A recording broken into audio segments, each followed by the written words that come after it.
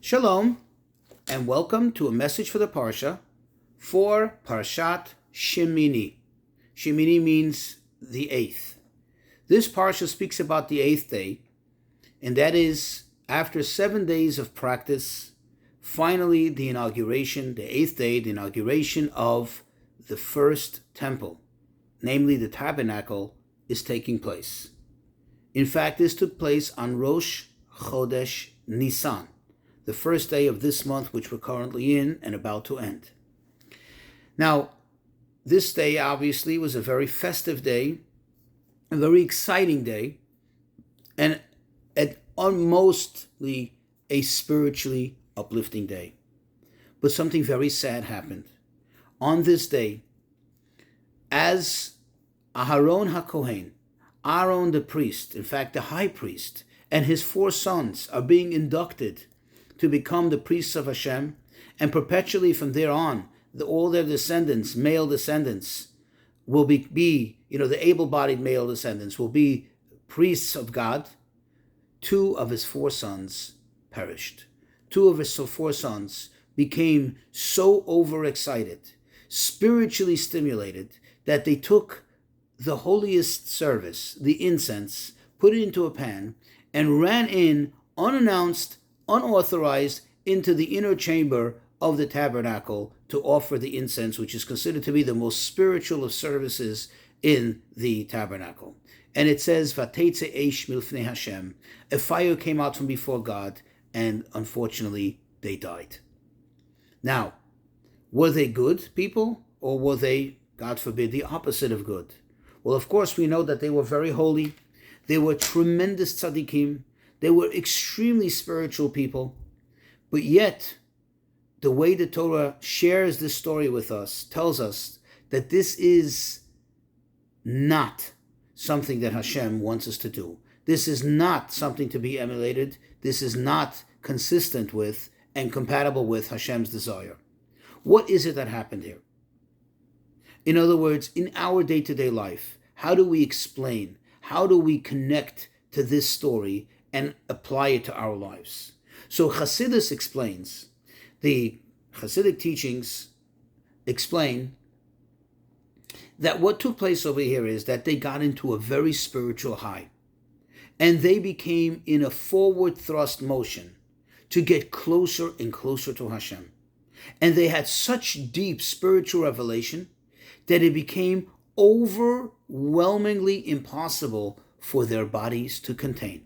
You see, Hashem's desire, Hashem's wish, is that so long that we're alive, so long that Hashem has not pulled our card and called us back home, that our soul and body remain harmoniously connected, and therefore effectively allow us and provide us the ability to do and perform Torah and mitzvot, to live life down here on earth, body and soul together, and thus be able to accomplish our mission in life, which is to fulfill Hashem's desire in Torah, in mitzvot, and in our every day-to-day, even mundane activities, to inject it with godliness.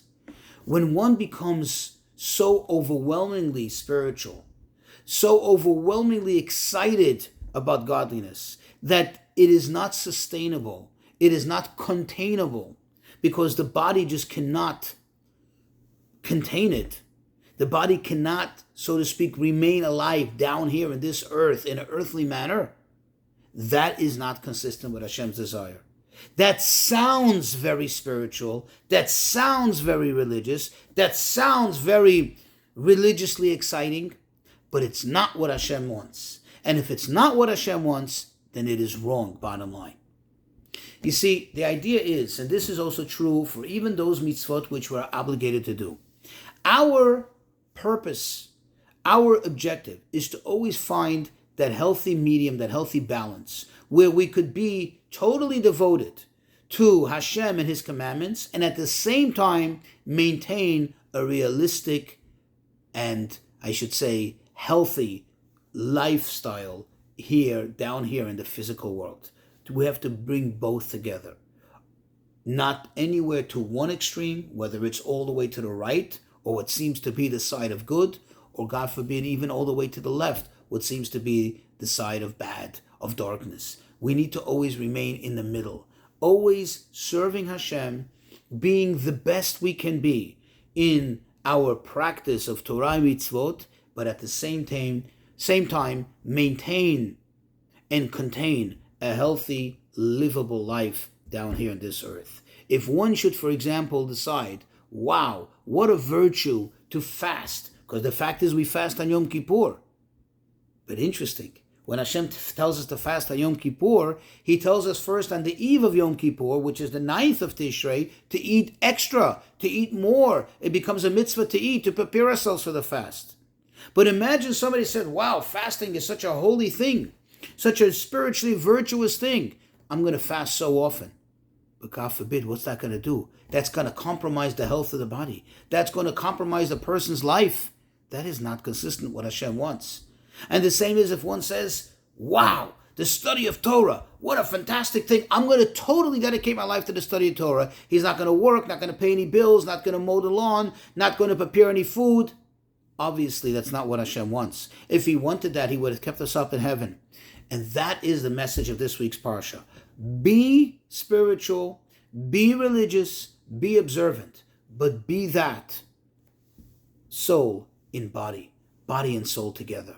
Then you're a complete, healthy servant of Hashem.